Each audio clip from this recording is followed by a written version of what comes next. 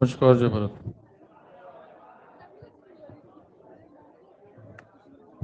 फटाफट बैठो जल्दी से।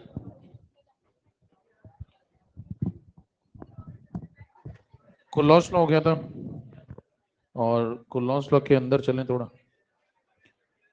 उसको लिखना सीख रहे थे 3 तरीकों से ना। करेक्शन है क्या? कितने? एक काम करो, तुम लोग आपस में डिसाइड कर लो बाहर जाके। कोई एक जिंदा बचे वो सही बताएगा। बाहर जाओ, 5 मिनट बाद दोनों में से एक अंदर आना है। एक लग रहा है तुमको? न्यूटन को एक लग रहा है। कह रहा लग रहा तो है ही, कॉन्फिडेंस है इसको।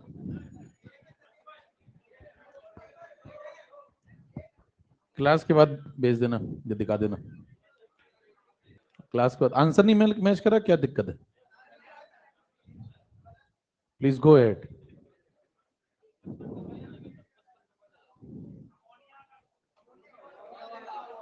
इसमें करेक्शन हुआ तो था कुछ। इसमें आंसर चेंज हो गया होगा ना। मतलब इसमें तो आंसर ही चेंज होना है ना बस। आंसर क्या दिया हुआ है अभी? अभी हाई टेम्परेचर दे दिया क्या इन्होंने? डी दे दिया ना इन्होंने। वो बात हो गई है, वो चेंज हो गया है। हाँ, वो तो करेक्ट टाइपिंग मिस्टेक वाले ने ऊपर नीचे कर दिया, वो चेंज हो गया। लो टेम्परेचर पे एक्सोथर्मिक जाएगी, टेम्परेचर आने पे एक्सोथर्मिक फॉरवर्ड डायरेक्शन। समझ जाता है वो अपने आप। क्या करो, 51 में दिक्कत तुम्हें? कंप्लीशन की तरफ जाएगी। Reversible reaction proceed to completion because of temperature बढ़ाओगे एंडोथर्मिक साइड में जाएगी। CO2 कम करोगे तो CO2 की तरफ जाएगी। और लो टेम्परेचर पे एक्सो एक्सो तो पीछे हो गया।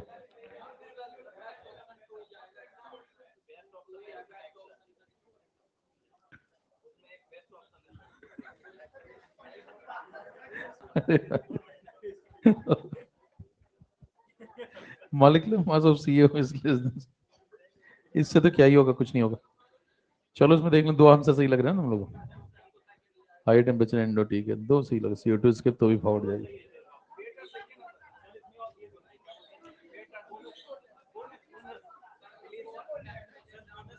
चलो देख ले क्या कहता है। बाकी सही है ना? उसका आंसर सही हो गया अमोनिया वाले का तो। चलो भी आगे बढ़े। तो AX BY पे चल रही थी चर्चा। कंक्लूड करें हमको लॉस लॉ को। वक्त आ गया है निष्कर्ष पे पहुंचने का। आइए।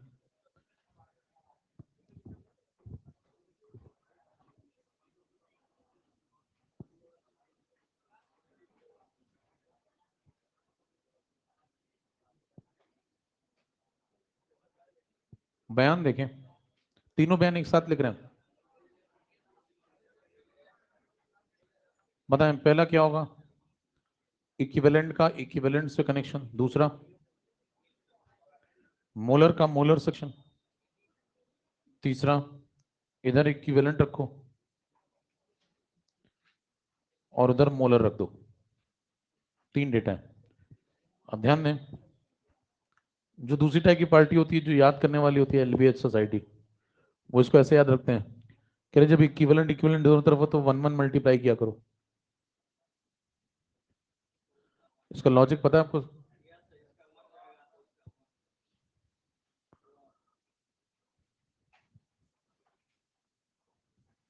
तो LBH वाले ऐसे याद रखते हैं कि दोनों तरफ इक्विवेलेंट तो 1 1। और मोलर में तो फिर XY आ जाएगा। इधर भी मोलर इधर भी मोलर। तो इधर कितने X मोल, इसके Y मोल। ये A+Y इनफाइनाइट, ये B-X इनफाइनाइट। तीसरा, तीसरे को याद करने का तरीका बनाया जाता है कि जो इसकी खोपड़ी पे लिखा हो, यहाँ मोलर लिख दो पहले। इसकी खोपड़ी पे कितना लिखा है? Y। तो कह रहे हैं Y डिवाइड कर दो यहाँ। और इसके ऊपर क्या लिखा हुआ है?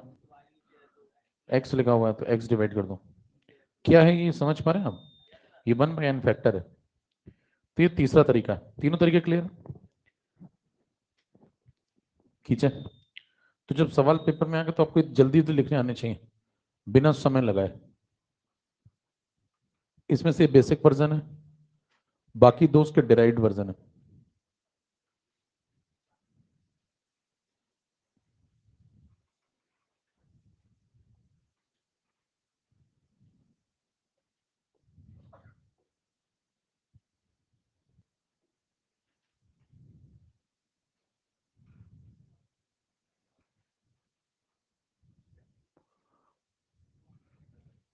अरे भाई साहब उफ, उफ।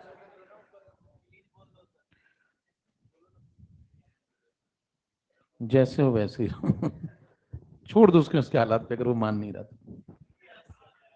ये बराबर। अच्छा, टेस्ट की तैयारी जो लोग करे थे वो करके टॉप कर 740 आगे क्या होंगे? चलो नहीं, 740 आए होंगे उनके। 20 अगले वाले के लाए हैं, उसमें जोड़ लेना भैया, ठीक है? चलो क्या ना, ठीक है। आइए इसको अप्लाई करें। ये पिछली क्लास में लिख चुके हैं। अच्छा, 740 वाले लोग हैं क्या? अच्छा अच्छा अच्छा। नहीं नहीं, सही बात है। डेफिनेटली। तो ये लिखा कैसे, समझ गया? पहला वाला लॉ ऑफ इक्विवेलेंस है, दूसरा स्टोइकियोमेट्री है, और तीसरा वाला उसी पहले वाले से कनेक्टेड है। 1/n फैक्टर वाला फॉर्मूला लगा है। चलिए, अब इसको फटाफट लिखना आना चाहिए। जैसे मान लें आप NaCl पे अप्लाई करो इसको। इलेक्ट्रोलाइट मान लें NaCl है। NaCl के लिए तीन बातें जल्दी से लिखो।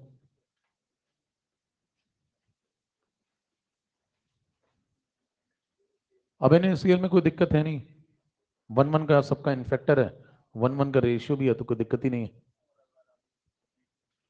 जो इक्विवेलेंट कंडक्टेंस है वही मोलर कंडक्टेंस है। तो में कितना कितना आएगा? पहला रिलेशन,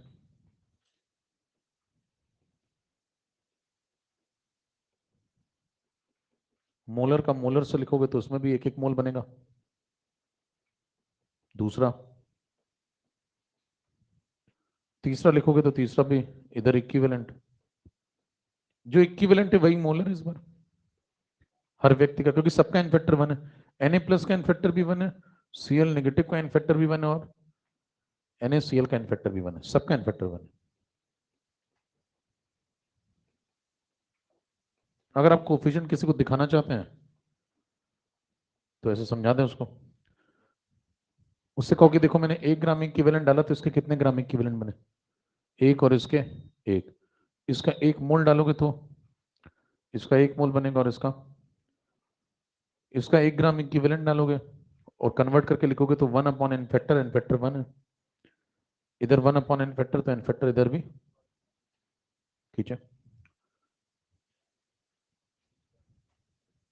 अब यही काम CaCl2 पे।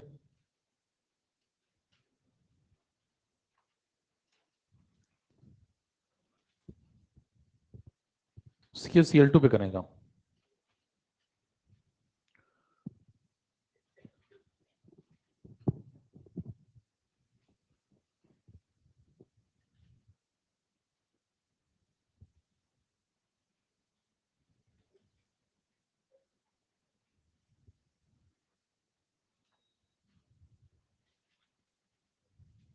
चले, और उसी से कंसल्ट कर रहे हैं सब लोग। तो तुम्हें क्या लगता है, सही है सब कुछ, या हम लोग कुछ कॉफी चंड लाएं? CaCl2 में है ये। अगर आपने लिखना सही से सीख लिया तो जल्दी जल्दी लिखें तीनों। पहला लिखें, देखें, इक्विवेलेंट ले लो। किसका? अगर कॉन्सेप्चुअल व्यक्ति तो टाइम नहीं लगेगा बिल्कुल भी। 1 ग्राम इक्विवेलेंट लिया मैंने, 1 gram equivalent calcium, 1 gram equivalent chloride. दूसरा 1 मोल इसका, तो कैल्शियम के बनेंगे 1 मोल और क्लोराइड के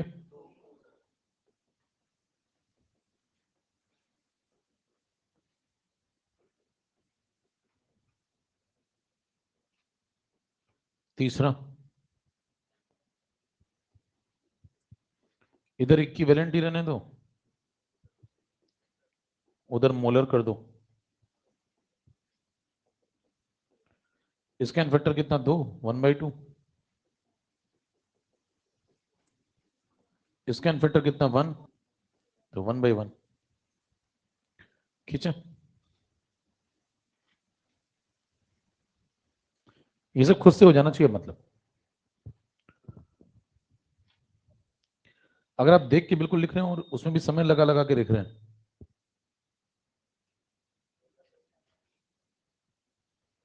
इवेंट डिजिट आपके लिए नहीं है। चल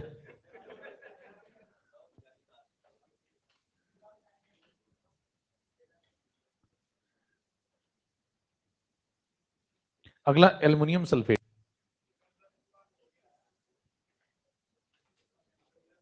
अब यह अगर अगर छूट रहा है कि नहीं, मैं लिख नहीं पाया अभी, इवेंट डिजिट छूटना नहीं, क्योंकि हो जाना चाहिए, खुद से लिख लेना चाहिए इतनी देर में, और लिखा हुआ तो फिर तो कुछ है ही नहीं, फिर तुरंत लिख लेना चाहिए।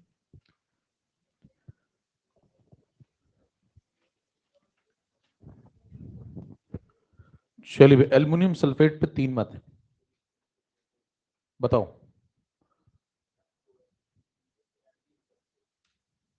चलो पहले फॉर्मेट लिख देते हैं इस बार।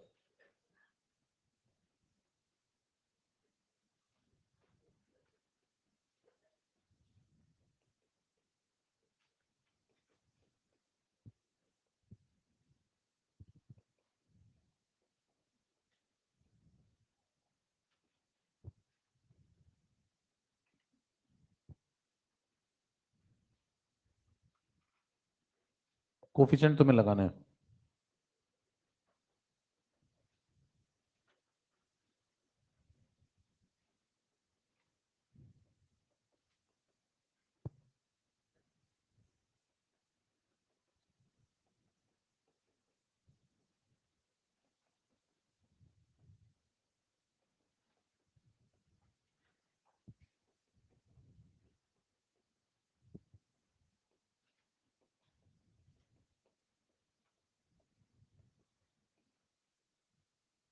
हम्म शुरू करें। पहले वाले में क्या करेंगे बताओ। 1 ग्राम इक्विवेलेंट डाला तो इसके 1 ग्राम इक्विवेलेंट, और इसके भी जोड़ दो। दूसरे वाले में इसका 1 मोल डाला तो इसके 2 मोल बनेंगे, और इसके तो इसमें 2 मोल 3 मोल जोड़ दो। इसमें 1 ग्राम इक्विवेलेंट डाला तो पहला वाला ही ठीक है। अब इक्विवेलेंट को मोलर में कन्वर्ट किया होगा, तो एन फैक्टर डिवाइड, इसकी खोपड़ी पे कितना दिख रहा है 3 1/3, इसके ऊपर 2 तो 1/2 खींचते जाए।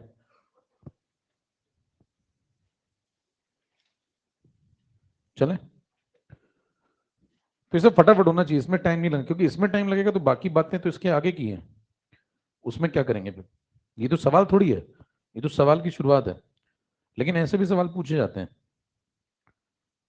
इस गिरा दिया जाए तो ऐसे सवाल भी पूछे जाते हैं, इसको भी सवाल बोल सकते हैं। बहुत ज्यादा होगा तो इसमें क्या करेगा, फिर वैल्यू डाल देगा, न्यूमेरिकल वैल्यू डाल देगा।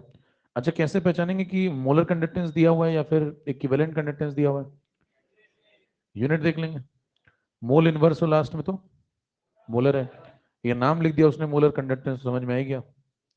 ठीक है, एक और लिमिटिंग मोलर कंडक्टेंस वर्ड लिखा हो तो इनफाइनाइट पे बातें हो रही हैं। ठीक है, अगर मोलर कंडक्टेंस या मोलर कंडक्टिविटी लिखा हो तो एक ही बात है, बराबर। ठीक है, Na2S सोडियम ऑक्सलेट पे आइए, फॉर्म सोचे सोडियम ऑक्सलेट लिखे। अगला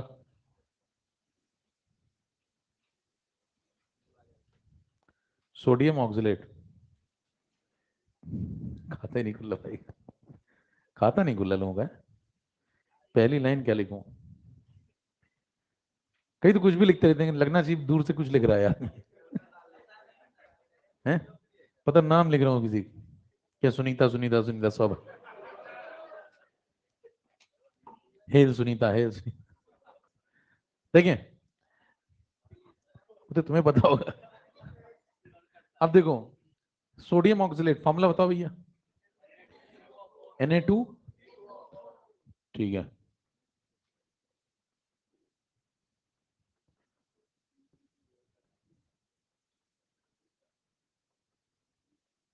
तीन फॉर्मेट, इक्विवेलेंट, मोलर,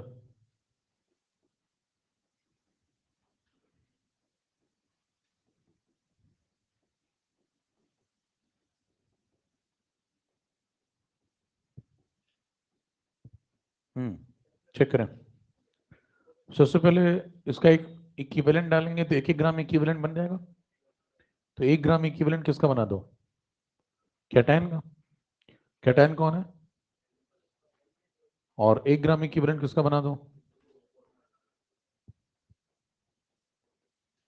डन है।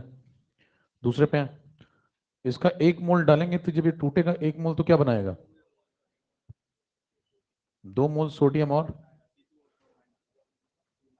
ऐसे टूटे, ठीक है। तो क्या क्या बना है बताओ, 2 मोल किसके बना है, सोडियम के, और 1 मोल ऑक्सोलेट आयन का। आगे बढ़िए, तीसरा वर्जन। इधर क्या लिखा आपने, इक्विवेलेंट, तो उधर क्या लिखेंगे फिर, मोलर। मोलर जब लिखेंगे तो इधर आएगा मोलर Na+1, एन फैक्टर कितना, तो 1/1 infinite. Molar C2O4 - 2, N factor कितना, 2, खींचे। ये सब खुद हो जाना चाहिए अब तक तो। कब तक देख देख के लिखोगे, नहीं। अब हमारा ये सवाल वहां पे आ गया, पोटाशियम। किसी दिन सही बजेगा तो यकीन नहीं करेगा इस पे। पता लगा भाई सब जल गया, बैठे आराम, क्लास चल रही इधर, रोज बजा देते हैं। चलिए,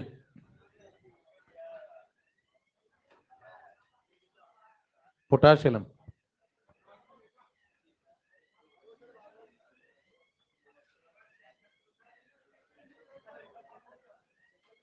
अब देखिए, पोटाशियम का सवाल अगर आता है, इसको फिटकरी बोलते हैं।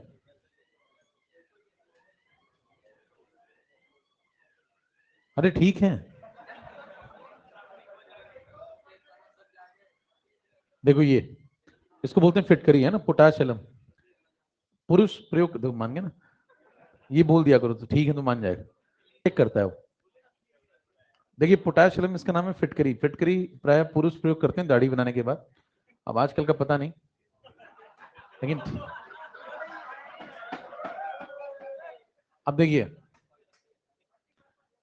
अब यहाँ पे क्या करते हैं, जैसे आपको इसका सवाल लगाना है, अब थोड़ा सीखिए, बार बार पूरा फॉर्मेट लिखने की कोशिश ना करें, कठिन सवालों में तो बिल्कुल भी नहीं। आप 3 3 फॉर्मेट लिखेंगे, इतना टाइम वेस्ट करेंगे। आपसे पूछता वो दो ही बातें हैं, कौन कौन सी दो बातें, एक तो इक्विवेलेंट बता दो, और एक, दो ही बातें पूछेगा, और कोई बात होती नहीं है। तो तुम क्या किया करो, एक निकाल लिया करो। मान लो हम मोलर निकालें, मोलर लिखने में आपको कोई समस्या नहीं है, आपको स्टोइकियोमेट्री साफ साफ दिखती है, तो आप एक काम करें, इसके 1 मोल को पानी में डालें, सोचें क्या क्या बनेगा, बताओ भाई।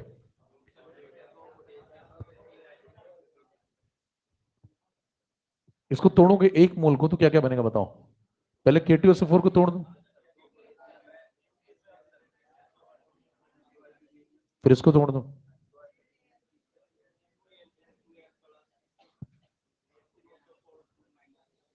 क्रिस्टलाइन वाटर होता है, ये ऐसे ही पड़ा रहेगा, आयन नहीं बनाएगा, समझ रहे हैं। तो आयनिक फॉर्म में इसको कंसीडर नहीं करना है। ये कौन है, क्रिस्टलाइन वाटर। तो फिर कंडक्टेंस किसका किसका कंसीडर होगा? बाकी लोगों का। बाकी लोगों में कौन कौन? ये 4 लोग। तो देखो सल्फेट कितने हो गए? 4, पोटेशियम 2, एल्युमिनियम, लिखते जाओ। इसका 1 मोल पानी में डाला, क्या क्या मिला?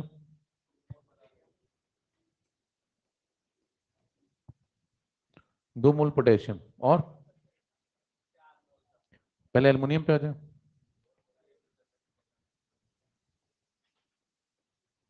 और अगर ये निकाल लिया जाए, 3 डेटा आपको सवाल में दिए जाएंगे, इन तीनों का डेटा दिया जाएगा, इसे मल्टीप्लाई करके सॉल्व कर लेंगे। सॉल्व कर लेंगे तो आपको क्या मिल जाएगा? इससे मोलर मिल गया, और एक बार मोलर मिल गया तो इक्विवेलेंट अपने आप मिल जाएगा, क्योंकि रिलेशन पता है, तो दोबारा कुछ लिखने की जरूरत। फिर क्या करें बताओ? अगला कार्यक्रम है रिलेशन का प्रयोग करें। बताएं रिलेशन में पीछे क्या पढ़ा था? Equivalent is equal to 1 upon n factor, पढ़ा ना भाई? इसको यूज कर लें। एन फैक्टर कितना होगा इसका? देखो जब इसकी एक एंटिटी को तोड़ोगे तो ये तो हमें आयन देता नहीं है। आयन कौन कौन दे रहा है? ये सब लोग। तो या तो कैटायन पे पॉजिटिव देखो कितना आ रहा है।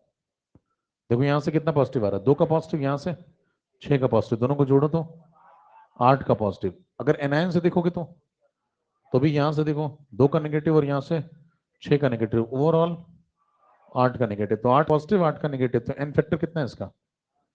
इसका एन फैक्टर 8 है। तो अगर एन फैक्टर आपको पता है तो खत्म है कहानी। Equivalent is equal to 1 upon n factor molar. ये लगाएं और जीवन में खुशियां भरें।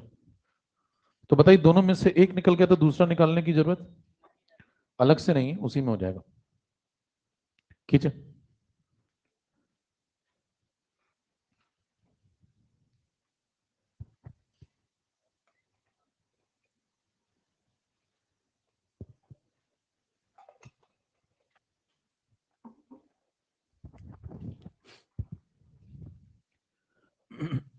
चले।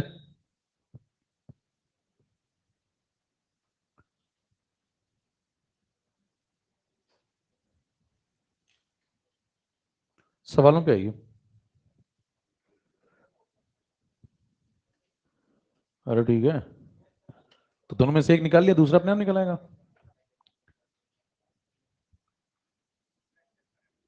Thanks bro.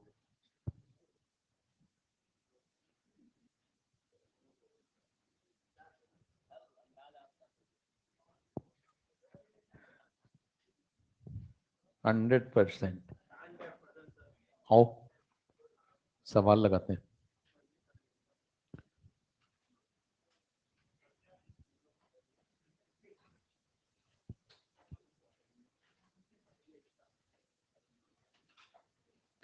एसी बंद करवा दिया तुम लोगों ने?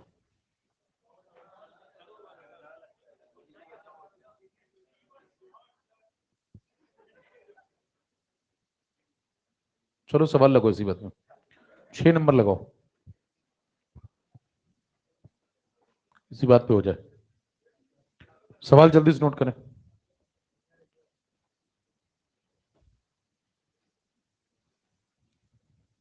ऑप्शन दे देते हैं।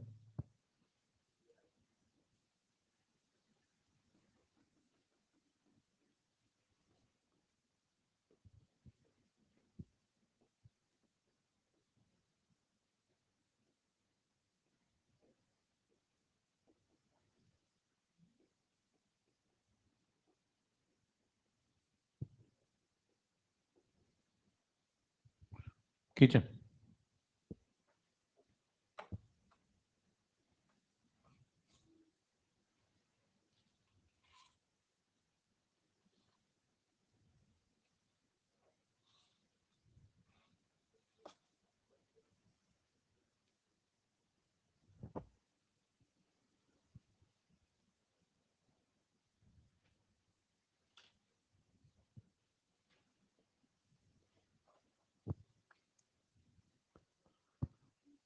बताओ।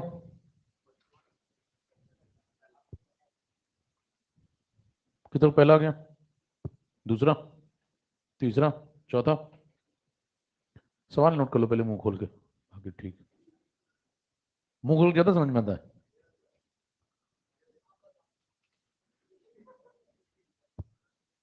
देखो क्या कह रहा है, सबसे पहले सवाल पढ़े। मोलर कंडक्टेंस दिया हुआ है आपको, किसका, इन दोनों का, इस सॉल्यूशन में, ये वाला। और पूछा क्या है, एक बार इसका इक्विवेलेंट बता दो और एक बार मोलर बता दो। तो फॉर्मूला लगा लो, मोलर दिया हुआ तो उनका फॉर्मूला लगाएं सीधे। तो ये वाला लगाओ,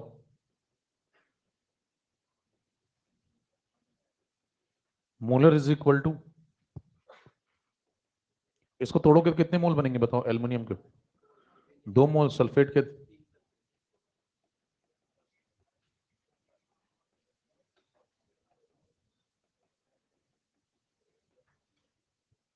बराबर। वैल्यू लगाओ, इसकी वैल्यू कितनी दी हुई है एल्युमिनियम की? 189। यूनिट देखें जरा ध्यान से, Simon centimetre square mole inverse. कौन सी? मोलर कंडक्टेंस, नाम भी लिखा हुआ है। कई बार ऐसा करेगा दोनों में से एक चीज खा जाएगा, इस बार तो दोनों बातें लिखी हैं। देखो मोलर कंडक्टेंस भी लिखा हुआ है और यूनिट भी दी हुई है। कभी कभी क्या करेगा, यूनिट देगा लेकिन मोलर वर्ड हटा देगा, समझ रहे हो? यूनिट देख के पहचान लेंगे। लगाओ। एक और बात इंपॉर्टेंट, ये जो दी हुई है ये इनफाइनाइट डाइल्यूशन पे दी है, ये कैसे पता चलेगा? यहां तो लिखा नहीं है। बताएं ये मोलर कंडक्टेंस इस आयन का वी डाइल्यूशन पे दिया है या मैक्सिमम वाला दिया है, इनफाइनाइट वाला दिया है? कहीं लिखा है क्या? लिखा तो नहीं है ना। लिखा नहीं है तो एज्यूम करके चलेंगे, जब ऐसे सवालों में आपको डेटा दिया जाता है तो मैक्सिमम डेटा ही दिया जाता है। तो क्या एज्यूम करके चलेंगे? कोल्लॉस लॉ का सवाल आया है तो मान के चलेंगे इनफाइनाइट डाइल्यूशन का डेटा है और ये मैक्सिमम डेटा ही। अगर मैक्सिमम डेटा नहीं देगा तो फिर तो बहुत सारे कंडक्टेंस होंगे। बताइए एल्युमिनियम के कंडक्टेंस क्या बदल बदल सकते हैं या कांस्टेंट होते हैं? 1 मोल का कंडक्टेंस बदल सकता है, क्या कर दें तो? अगर डाइल्यूशन बदल दें तो आपको यूनिक डेटा दे रहा है, इसका मतलब कौन सा दे रहा है? मैक्सिमा। तो एक डेटा दे रहा है, इसका मतलब कौन सा दे रहा है? मैक्सिमा। तो इसका मैक्सिमा कितना दिया है? 180, ये मान के चलेंगे। और इसका लगा दो, सॉल्व करोगे यहां से आंसर मिल जाएगा। 858 आ रहा है। तो ये आ गया क्या, मोलर। मोलर आ गया तो इक्विवेलेंट निकालने की जरूरत है क्या, या खुद ही निकल आएगा? बताओ मोलर आ गया तो इक्विवेलेंट क्या क्या लिख करोगे? Equivalent is equal to 1 upon n factor. N factor कितना दिख रहा है यहां से? 6।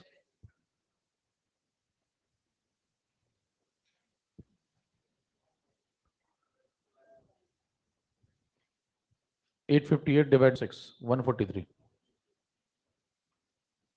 तो इक्विवेलेंट है 143, मोलर है 858। खींचे। घटना स्थल पे अगर आप इतना लगाएंगे वहां, पीछे की रास्ते से आइए प्लीज, आपकी जान को खतरा है। आप कहोगे मैंने क्या किया ऐसा? कई लोग लिफ्ट से उठा ली जाते हैं, वो लिफ्ट में जाते जाते बातें करते हैं कि मैं भी बाहर निकल के बात करूंगा, लिफ्ट में आवाज नहीं आ रही। सोचिए ये भी लिफ्ट में जाके बता रहे हैं कि लिफ्ट में आवाज नहीं आ रही। इतना तेजस्वी व्यक्तित्व कहां समाएगा दुनिया में? आइए देखें। तो अब क्या करेंगे, इसमें दिमाग लगाएं थोड़ा, दिमाग लगाएं। तो मोलर और इक्विवेलेंट में रिलेशन पता है आपको? एन फैक्टर देख लें बस, यही खत्म कर लें। बताइए जी क्या कहते हैं, एन फैक्टर चेक करो, इसका एन फैक्टर कितना है? यही मल्टीप्लाई कर लो 6। फिर इस 4 का क्या करोगे? एन फैक्टर क्या 1 से बड़ा है? एन फैक्टर अगर 1 से बड़ा है तो इसका मतलब इक्विवेलेंट होता है 1/n, या मोलर होता है n factor times of equivalent. देखें मोलर क्या होता है, n factor times of equivalent. और अगर एन फैक्टर की वैल्यू, ये रिलेशन है, अगर ये 1 से बड़ा है तो बताएं मोलर कैसा होना चाहिए, इक्विवेलेंट से? खत्म हो गया सब।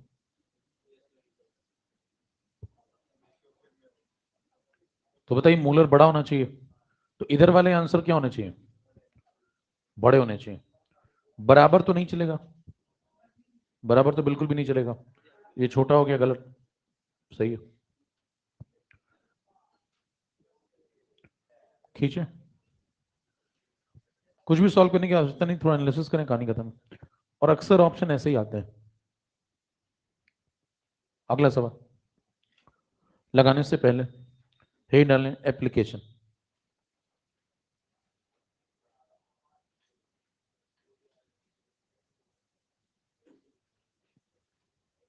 Application of Kohlrausch law.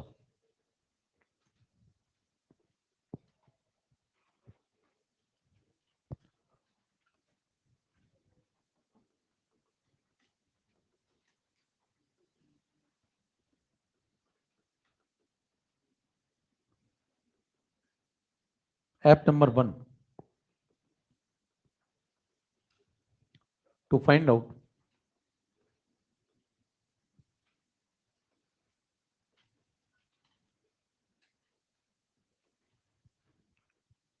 conductance of weak electrolyte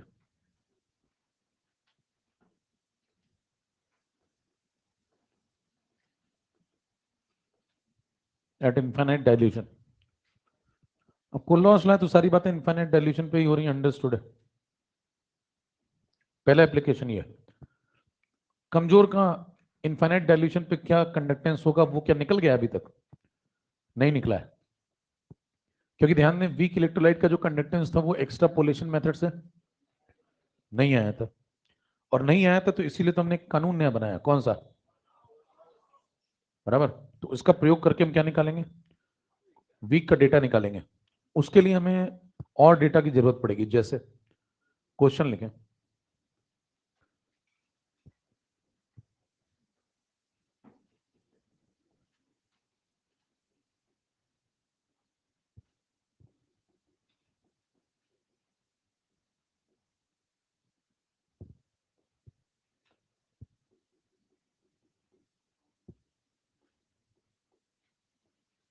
मान लें 3 डेटा आपको ऊपर वाले दिए हुए हैं ना, ये वाला x है, ये y है, ये z है। ये बताना है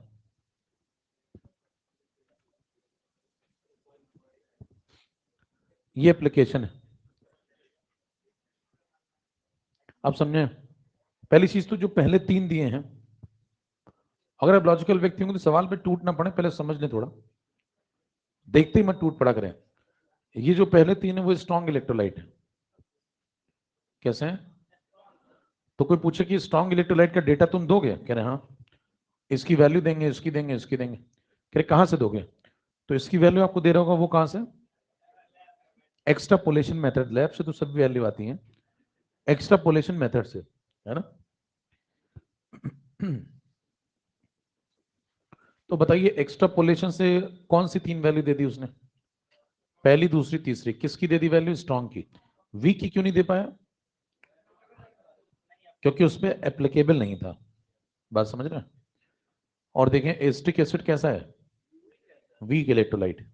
तो इसका सवाल सॉल्व नहीं हो पा रहा था उससे, इसीलिए हमने नए कानून की मदद ली। तो ये दोनों, ये बताओ कैसा है? कैसे? ये टूटेगा तो क्या बनाएगा बताओ? सॉल्ट है। सॉल्ट जनरली स्ट्रॉन्ग इलेक्ट्रोलाइट होते हैं। ये स्ट्रॉन्ग एसिड है। सॉल्ट जनरली स्ट्रॉन्ग इलेक्ट्रोलाइट होते हैं। तीनों, ये ऊपर वाले स्ट्रॉन्ग है, नीचे वाला वीक है। अब आप इनफाइनाइट डाइल्यूशन पे अगर सवाल लगा रहे हैं तो बताएं सबको क्या मान के चलेंगे? इन सबका अल्फा, सबका अल्फा 1। तो चारों का अल्फा 1 मान ले, तो बताओ पहले वाले को ब्रेक करके लिखो तो क्या करोगे? 1 मोल तोड़ दिया उसका तुमने, तो क्या क्या बनेगा? 1 मोल एसिटेट बनेगा, और 1 मोल Na+। दूसरे पे आओ, इसको तोड़ो।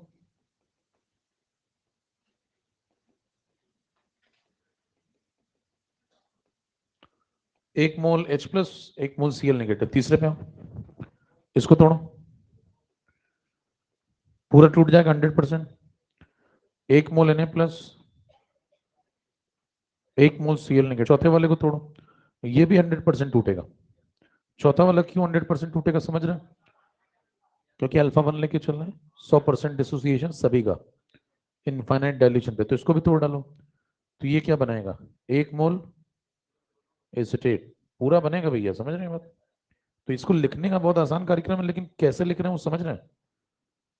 क्योंकि 100% डिसोसिएशन मान के चल रहे हैं, वीक का भी और स्ट्रॉन्ग का भी, तो इन सब का अल्फा 1 है, चारों का, बराबर। पहले 3 डेटा आपको दिए हैं, चौथा आपको निकालना है, तो पहले 3 में ऐसा कुछ करो कि चौथा आ जाए। बताओ यहाँ कौन सा चाहिए तुम्हें, स्टेट, और यहाँ पे तो देखो स्टेट यहाँ मिल गया, प्रोटॉन यहाँ मिल गया, फर्स्ट और सेकंड को जोड़ दो, फर्स्ट सेकंड को जोड़ोगे तो ये दोनों कैसे आ जाएंगे, एक्स्ट्रा, ये नहीं चाहिए, नहीं चाहिए तो इसको माइनस कर दो, इसको माइनस कर दोगे दोनों हट जाएंगे, तो ये दोनों आ जाएंगे। तो क्या किया बताओ, फर्स्ट और सेकंड को ऐड किया और थर्ड वाले को माइनस कर दो, 1 + 2 - 3, चौथा आ रहा है क्या, चेक कर ले। पहले दूसरे को जोड़ोगे तो ये अपने काम का है, ये भी अपने काम का है, लेकिन इनके साथ एक्स्ट्रा खिलाड़ी कौन आ गए, ये दोनों, इनको माइनस कर दो तो ये दोनों बच जाएंगे, खत्म है। तो बताइए आंसर क्या होगा, x + y - z, खींचे, इन दोनों को जोड़ दो और इसको माइनस कर दो, तो बताएं इसका आंसर हो जाएगा x + y - z। X y z आपको दिए जाएंगे सवाल में, वैल्यू पुट करो, आंसर आ जाएगा। तरीका समझ गए। कल को ऐसा भी हो सकता है कि कोफिशिएंट बदल दे वो, जिसे इनमें से कोई एक BaCl2 हो, समझ रहे हैं, तो हर बार 1 1 1 1 ही नहीं चलेगा, थोड़ा देखना पड़ेगा आपको। कभी हो सकता है कोई एक आदमी कौन हो, बेरियम हाइड्रोक्साइड हो। अब इसको करने के और भी तरीके होते हैं, आप थोड़ा दिमाग चलाएं। देखिए, अगर आप इस रिएक्शन को थोड़ा ध्यान से देखें तो ये कौन है, एसिड है ना, CH3COH। अब अगर आप इसको देखें तो कहां से इसको बना सकते हैं, यहीं पे समझ में आ रहा है, देखें, यहीं पे देख लें, इसको देखें ध्यान से, इसको देखें ध्यान से, इसको देखें ध्यान से, इसको देखें ध्यान से, चेक करें। आपको 2 आयन यहां मिल रहे हैं, कौन कौन से, ये और ये, कितने मोल दिख रहे हैं वो यहीं दिख जाता है, कितने कितने मोल दिख रहे हैं, ये सब लिखने की कोई जरूरत यहीं खत्म कर लिया करें। देखें कितने मोल एस्टेट, 1 मोल, कितने मोल सोडियम, 1 मोल, इसमें कितने मोल H+, 1 मोल, Cl-, 1 मोल, जोड़ दो, जोड़ोगे तो 4 चीजें आ गई, कौन कौन सी, 1 मोल इसका, 1 मोल इसका, 1 मोल इसका, 1 मोल इसका। हमको ये 2 चाहिए, हमको ये दोनों चाहिए, लेकिन ये दोनों नहीं चाहिए, Na और Cl, तो इसको उठा के माइनस कर दो, खत्म हो गया। अब हर बार इतना आसान सवाल नहीं होगा, क्योंकि कभी कभी यहाँ पे कौन होगा, हो सकता है यहाँ पे Na2SO4 हो सकता है यहाँ बेरियम हाइड्रोक्साइड हो, कहीं BaCl2 हो, तो जब BaCl2 को तोड़ोगे तो कितने Cl बनेंगे, 2 Cl। ये सब थोड़ा ध्यान देना होगा, वो मैनेज कर लेंगे, 2 मल्टीप्लाई करके, 2 डिवाइड करके, जो भी करना होगा। कुल मिला के आपको ये फॉर्मेट जो चाहिए वो बना लो, किन की मदद से, ऊपर वालों की मदद से, कुछ भी मल्टीप्लाई करना पड़े, डिवाइड करना पड़े, वो कर लो, ठीक है। एप्लीकेशन नंबर 2 पे आइए।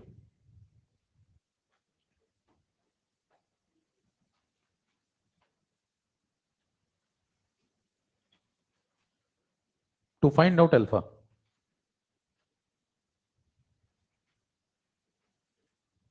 App number 2, to find out alpha.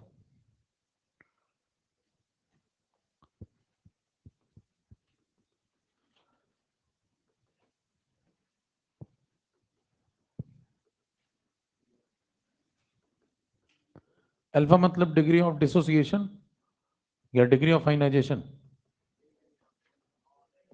फिलहाल दोनों, फिलहाल दोनों इसलिए क्योंकि डीओडी ही डीओआई है, क्योंकि आप इलेक्ट्रोलाइट डील कर रहे हैं, और इलेक्ट्रोलाइट जब करेंगे तो आयनाइजेशन भी हो रहा है और साथ में डिसोसिएशन तो हो ही रहा है, ठीक है।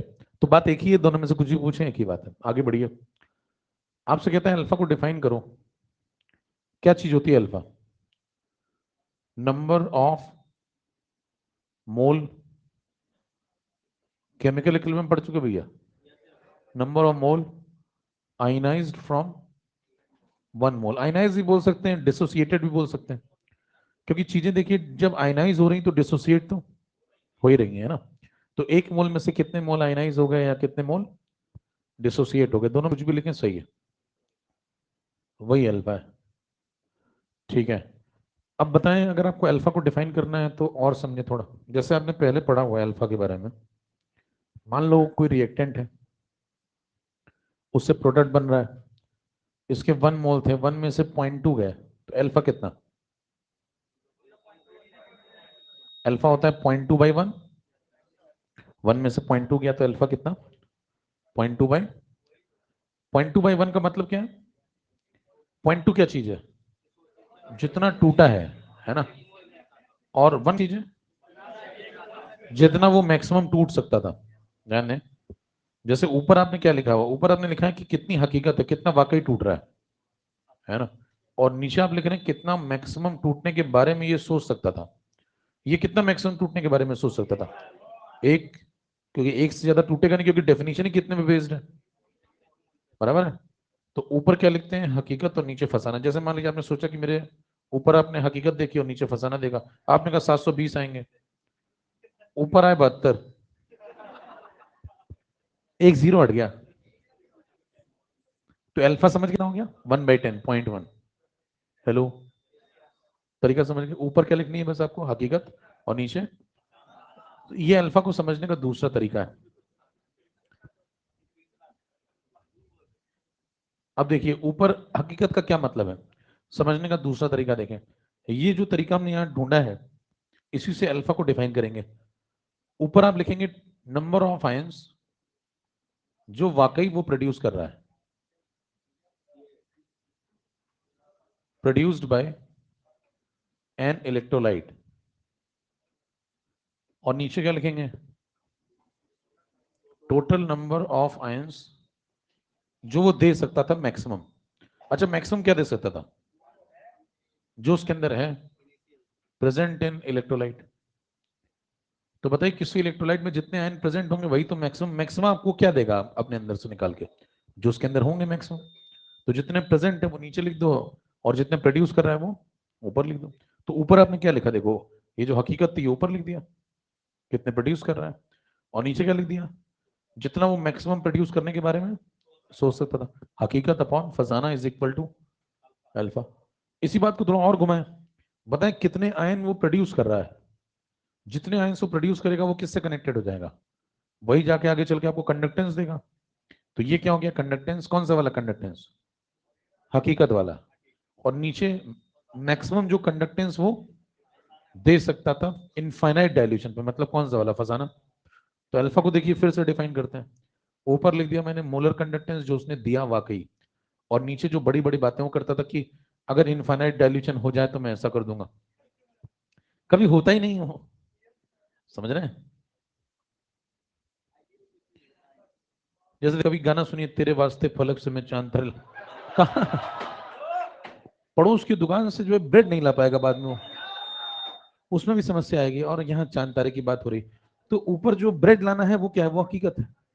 ब्रेड बटर सुबह सुबह 10-20 रुपए का रोजाना ले आए, बड़ी बात है।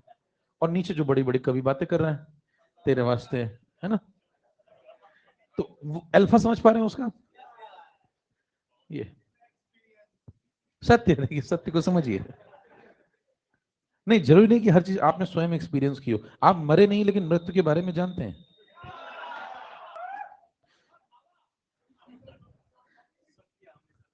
समाज का अनुभव भी एक चीज होती है। तो ऐसा मत सोचा कि सब मेरे ऊपर मत क्या करिए आप, है ना? आप मेरी तरफ शक भरी नजरों से मत देखा करें, मैं बेगुनाह।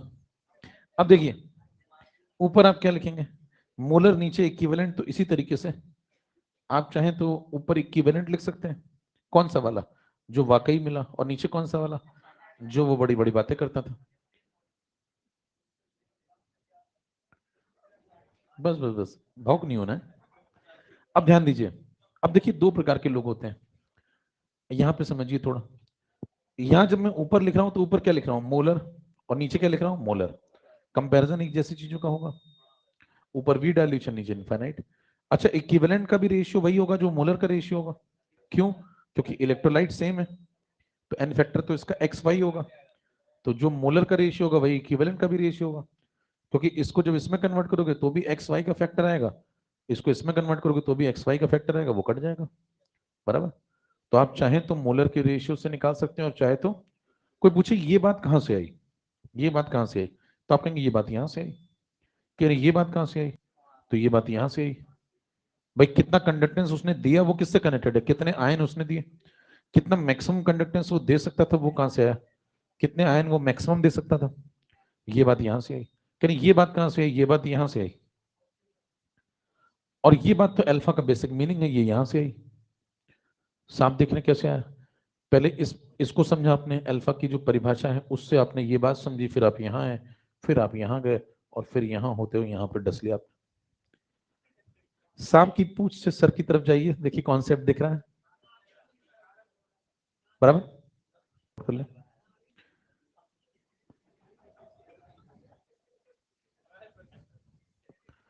अब देखिए दो प्रकार के लोग होते हैं, मैंने आपको कहा था दो प्रकार के लोग कौन कौन होते हैं। देखिए,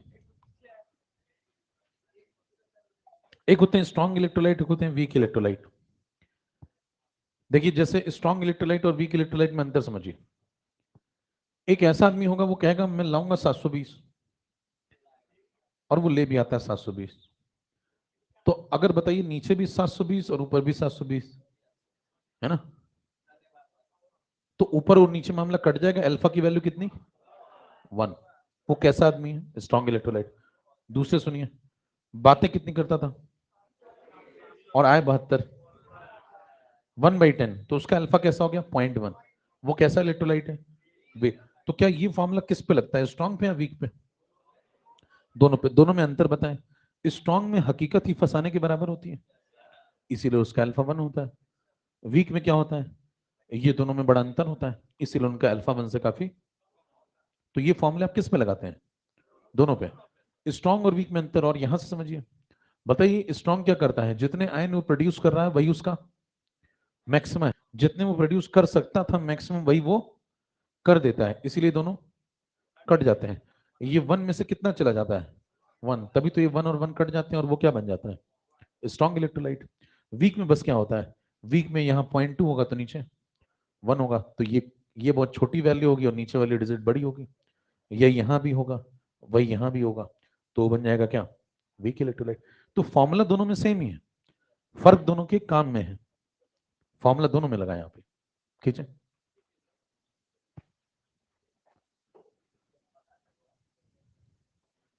तो फॉर्मूले को रटे ना, समझ लें। कोई पूछे 2 मोल से समझाते हैं इसको, तो 2 मोल से समझा सकते हैं। देखिए मान लीजिए मैं आपको यहाँ चेंज कर दूं डेटा। मान लो मैंने तुमसे कहा यहाँ 2 मोल थे, एक है, दो में से मान लो ये वाई गया। अब अल्फा बताओ। हाँ भाई अल्फा बताओ। आप समझ चुके हैं सब बातें, अल्फा y/2 है। वाई कौन है? दो में से वाई गया तो एक में से कितना गया? y/2। एक में से जो गया वही अल्फा है। अरे ठीक है। या दूसरा आसान तरीका मैंने आपको बता दिया कि ऊपर क्या लिखो, जो उसने किया वाकई उसने क्या किया, वाई टूटा, तो ऊपर लिख दो हकीकत, नीचे फसाना लिख दो मैक्स। इतने टूटने की बातें करता था, ये 2 टूटने की बातें करता था क्योंकि इसके इनिशियल मोल आपने 2 लिए, समझ रहे हैं? तो नीचे क्या लिख दिया आपने? फसाना लिख दिया, तो आंसर कितना हो गया? y/2। तो एक तरीका देखिए इससे मैच कर रहा है इन बातों से, ऐसे भी समझा सकते हैं। कोई भी एग्जाम्पल में बात वही रहेगी, ऊपर हमेशा क्या लिखे? हकीकत, और नीचे फसाना, उसका रेशियो जो होगा वो हमेशा अल्फा होगा। क्लियर है? खींचते जाए। एप्लीकेशन नंबर 3, और यूनिटरी मेथड से भी समझ सकते हैं आप। यूनिटरी मेथड्स क्या समझाओगे? कहोगे 2 में से वाई जाता है तो एक होते तो कितना जाता? एक होते तो जितना जाता वही अल्फा है, ऐसे समझ लो। विभिन्न तरीके से समझने के। अल्फा को समझने का एक और तरीका क्या बोला मैंने? 2 में से कितना गया? वाई गया, तो एक में से कितना जाता? y/2, तो एक में से जितना जाता वही अल्फा है। ऐप नंबर 3, टू फाइंड आउट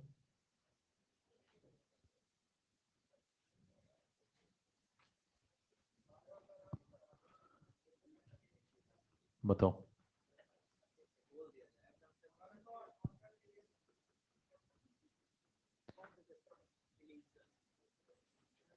भाई, देगा ये जानता कि लोगों को।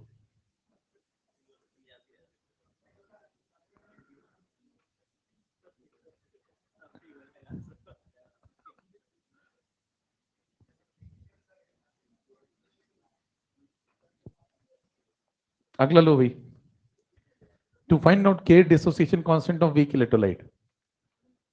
अब आपने पीछे समझा हुआ है, थोड़ा पेज पलटिए, ओस्टवाल्ड डाइल्यूशन लॉ पढ़ाया था, जल्दी से पहुंचो वहां। अब दोबारा वो नहीं बता रहे, फिर से सीधे फॉर्मूला लिखेंगे। देखो वहां जाकर के उस फॉल्ट डाइल्यूशन लॉ में एसिटिक एसिड लिया था तो इसका के निकाला था सी अल्फा स्क्वायर अपॉन, ये सब हो चुका है। फिर अल्फा को अगर आप चूंकि लगा करके कहते हैं, चूंकि अल्फा 1 से बहुत छोटा है, कहेगा इसका चूंकि कहाँ है? ये तो एज्यूम किया आपने, इसका चूंकि बताओ। आपने एजम्पशन लिया है कि अल्फा बहुत छोटा है, पूछेगा उसका चूंकि बताओ, तो आप कहेंगे के इज वेरी स्मॉल।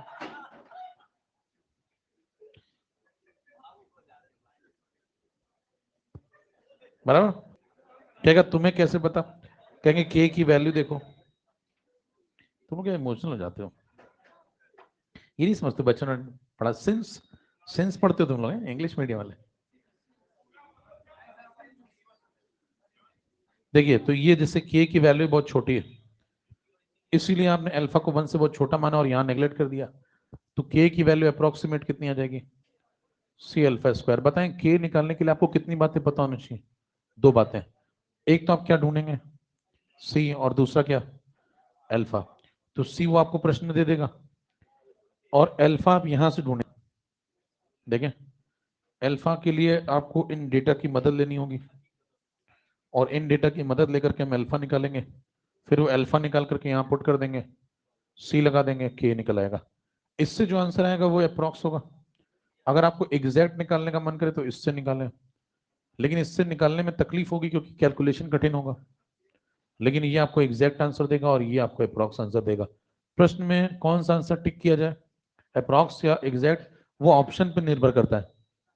पूरी बात सुने, वो ऑप्शन पर निर्भर करता है। अगर ऑप्शंस बहुत क्लोज क्लोज हो, बहुत ही करीबी जवाब हो, जैसे 1.85 10 टू द पावर -5, दूसरा आंसर 1.8 10 टू द पावर -5, तीसरा 1.75, अगर ऐसे ऑप्शन हो तो मामला बहुत करीबी है, तो फिर आपको ज्यादा क्लोजेस्ट ऑप्शन ढूंढने के लिए ये लगाना पड़ेगा। लेकिन ऐसी नौबत बहुत रेयरेस्ट ही आती है, इतनी हिम्मत वो नहीं करते हैं। उनके आंसर ऐसे रहते हैं, मैं आपको बताऊं, एक जैसे ये होगा तो दूसरा होगा 1.6 इंटू 10 टू द पावर -3, ऐसे दूर दूर आंसर देते हैं। तो आराम से आप अप्रोक्सीमेशन लगाएं और चुपचाप निकल लें। प्रश्न पे आए, नोट कर लिया? अब ऐप नंबर 1 का सवाल हो चुका है, 2 और 3 का सवाल लगाते हैं। फुल टॉक टाइम है बैग वैसे।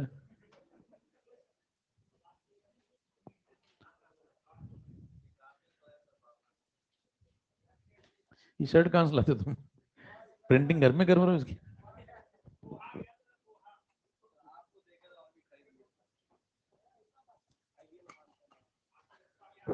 देख रहे हो?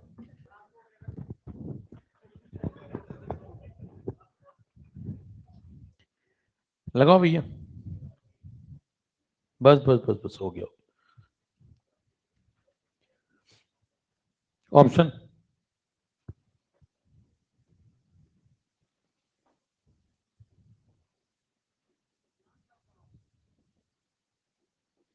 हम्म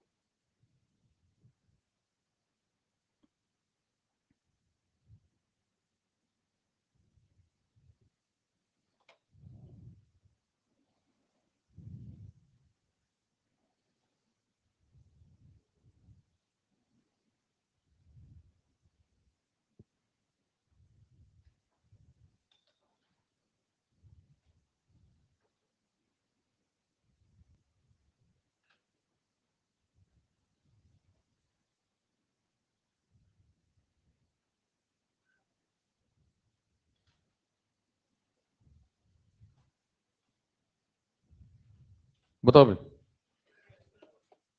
आया क्या? कितने लोग का पहला आ गया? दूसरा? तीसरा?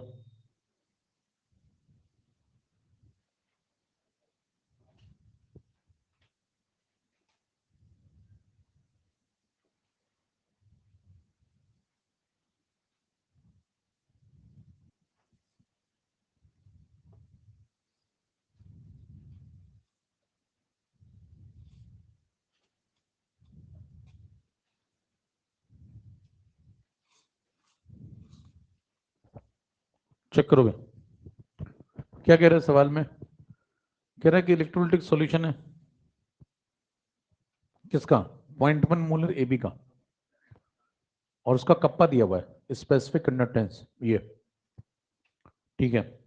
फिर कह रहा है मोलर कंडक्टेंस A+ का इनफाइनाइट डाइल्यूशन पे इतना है, और मोलर कंडक्टेंस B- का इनफाइनाइट डाइल्यूशन पे 50 है।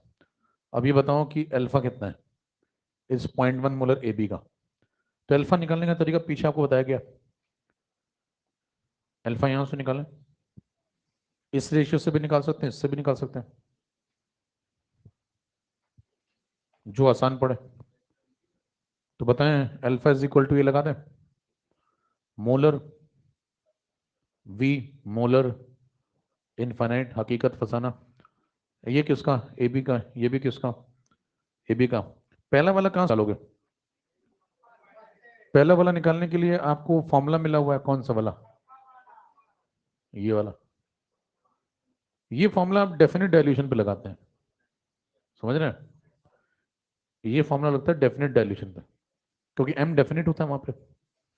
इसको कैसे निकालोगे इनफाइनाइट वाले को? कोलॉस लॉ। इसको निकालने के लिए आपके पास ये कानून है, बराबर।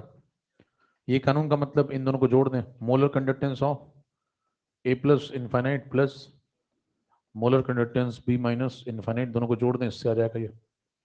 दोनों को सॉल्व कर लें, सॉल्व करें, अल्फा निकल आएगा। चेक करें, पहले इसको सॉल्व करते हैं ऊपर वाले को। बताएं molar conductance at V dilution की वैल्यू, कप्पा की वैल्यू ये रही 9.47 10⁻³ इंटू 1000 अपॉन मोलैरिटी। मोलैरिटी कितनी? सॉल्व करो थोड़ा, 1000 से 1000 ये कट जाएगा 1/1000, ये ऊपर जाएगा 94.7। दूसरे वाले पे आओ, इनफाइनाइट वाला कैसे लगाओगे? कोलॉस लॉ। दोनों को जोड़ दो, A positive infinite B negative infinite. पहले वाले का 55, दूसरे वाले का 50, 105। ये 105, ये 94.7 डिवाइड कर दो, दोनों को डिवाइड करोगे अल्फा निकल आएगा 94.7 अपॉन 105। अब पूरा सॉल्व करने की जरूरत पड़ेगी नहीं। देखिए अगर ये 100 होता, अगर ये 100 होता तो ये 0.947 होता वैल्यू। अब ये 100 से हल्का सा बड़ा है, तो ये 0.947 से हल्का सा छोटा होगा। कीजिए,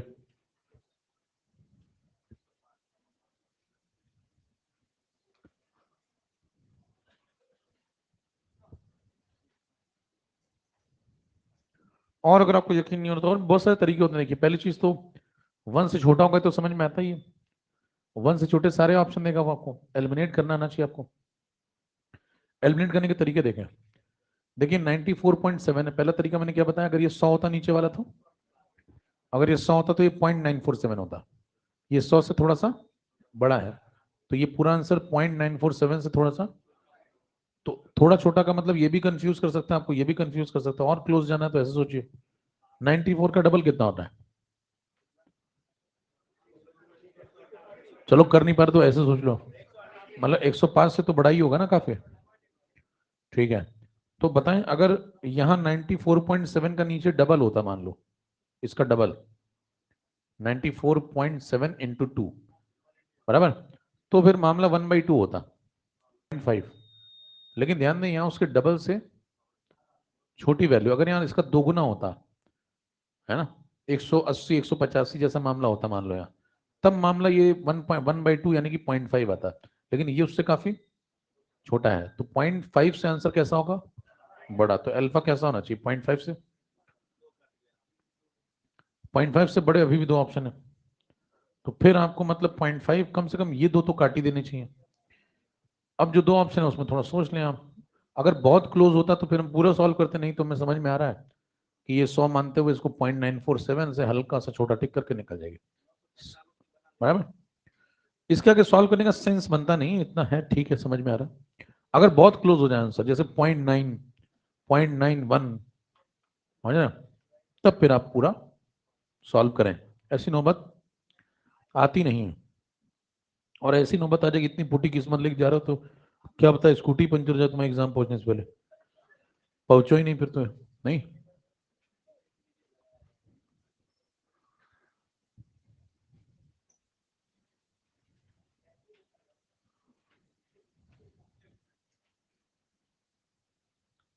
मान लो टेम्पो वाला भी एग्जाम देने जा रहा हूँ कहीं, और उसका सेंटर तुम्हारे सेंटर से दूर हो,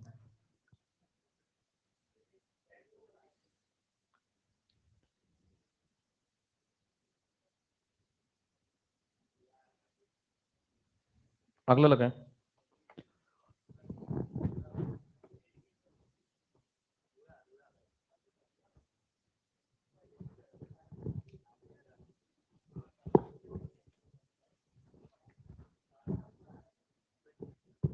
डेटा इनसफिशिएंट लग रहा है तुमको?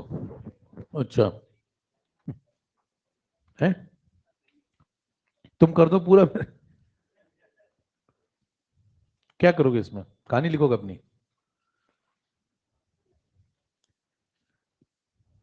पढ़ें ध्यान, सवाल पढ़ लें। आपको क्या निकालना है सवाल में? के के कैसे निकालते हैं बताओ? एप्लीकेशन नंबर 3 पढ़ा है अभी? ठीक है, तो ऑप्शन अगर आपको दूर दूर मिलते हैं तो ये लगाएं। अब इसके लिए आपको एक तो सी पता होना चाहिए, और अल्फा, अल्फा ढूंढ लेंगे यहाँ से। देखिए इक्विवेलेंट कंडक्टेंस दिया एसिटिक एसिड का वी डाइल्यूशन पे और इनफाइनाइट डाइल्यूशन पे 5,390, ये बीच में कॉमा है। हाँ, समझ रहे हैं? ये समझना होगा, वहां कोई बताएगा थोड़ी, ऐसे लिखा मिल जाएगा तो। अब आप लौट आए कि वो 5,390, तो घर जाके बताएगा फिर आप, अच्छा भाई लिफ्ट में आवाज नहीं आएगी फिर। देखिए, तो ये 5, ये 390, बीच में कॉमा लगाता है इसे।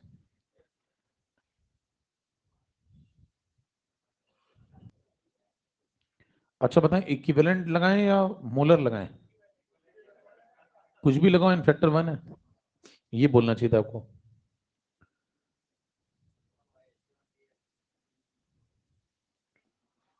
5/390, अगर आप इसको अप्रॉक्स सॉल्व करें तो 5/400 ले सकते हैं, ऑप्शन दूर दूर है तो 1/8, 1/80, बराबर। इसको ऐसे रोक दें थोड़ी देर, के में पुट कर दें यहाँ, सी की वैल्यू नॉर्मलिटी मोलेटिव सेम 0.1 अल्फा, 1/80, उसका स्क्वायर कर दो, 2 बार मल्टीप्लाई कर दो, ये आंसर। तो इससे आइडिया लग जाएगा, थोड़ा गुणा भाग करेंगे निकल लेगा। गुणा भाग करने का तरीका देखें, ये 10⁻⁻1 है, इसका 10 और इसका 10 मिला के 10 ऊपर ले आओ -2, इसके साथ मिलके हो गया -3, और नीचे बन गया 1/64। समझ रहे हैं? सॉल्व करना पड़ता है, वहां से थोड़ी आप छोड़ देंगे भाई साहब देख लेना आगे प्लीज, मैंने अपना फर्ज पूरा किया। ये आ गया। अब ऊपर 100 मल्टीप्लाई, नीचे भी, तो अगर आप ऐसा कर लें तो ऊपर हो जाएगा 100/64, और 100 डिवाइड करेंगे तो ऊपर जाके -5। अब देखें 64 और 100 करीब करीब, मतलब 1 पॉइंट समथिंग, एक ऑप्शन होगा 1 पॉइंट समथिंग, 10⁻⁻5 टिक कर निकल जाए, बराबर। तो पूरा सॉल्व करना चाहिए पेपर, तब मिलता है नंबर। एन फैक्टर समझ गया, एन फैक्टर 1 है, कई सोचोगे यहाँ पे ये कैसे लगा दिया 0.1, नॉटी मोलैरिटी सब सेम है भाई।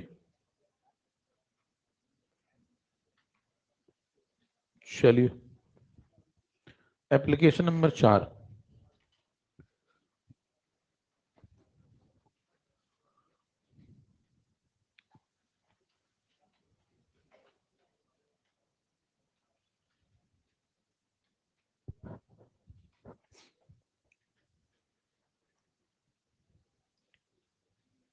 App number 4,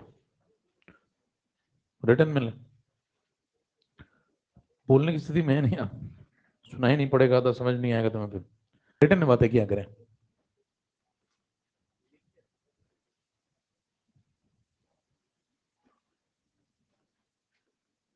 to find out solubility of sparingly soluble salt.